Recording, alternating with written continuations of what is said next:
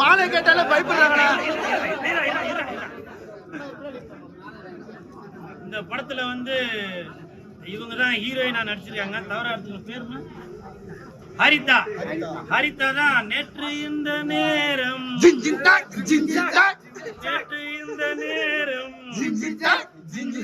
நம்ம படத்துல இவங்க மேடம் தான் ஹீரோயினா நடிச்சிருக்காங்க. பாக்கிறதுக்கு தான் ஊத்துக்குழி வெண்ண மாதிரி இருக்காங்க இல்லையா? ஆனா நம்பாதீங்க, உள்ளுக்குள்ள வந்து ஆமா இல்லவா நம்ம முனியாண்டி விலாஸ் கொத்து போராட்டா மாதிரி கொலை எல்லாம் பண்றதுக்கு பிளான் போட்டு தராங்களா. அதனால ஆனா நடிப்பு நல்லா நடிச்சிருக்கீங்கம்மா, வாழ்த்துக்கள், சூப்பரா நடிச்சிருக்கீங்க.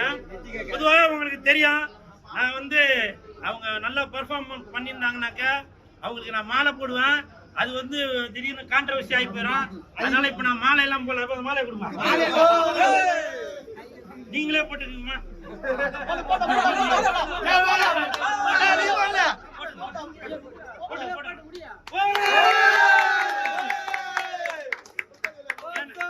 ஏன்னு கேளுங்க, நான் மாலை போட்டேனாக்கா அப்புறம் நேற்று இன்ற நேரம் இந்த படத்துல வந்து ஹீரோயினுக்கு நான் மாலை போட்டு ஏதோ ஒரு கான்ட்ரவர்சி ஆகி போச்சு அப்படின்றாங்க. அந்த மாலை போனாடி இங்கதான். ஆமா, அதனால எப்பவுமே நம்ம வந்து தாய் குலத்தை மதிக்கிறாளே. அதனால இப்ப இந்த தங்கச்சி வந்து எனக்கு மாலை போடுவாங்க, அப்படியே போட்டுருப்பாங்க.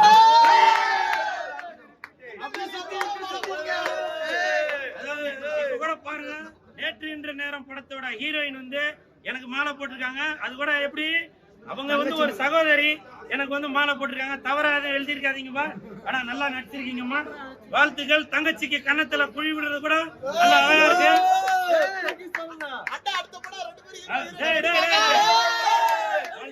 நல்லா நடிச்சிருக்கீங்க.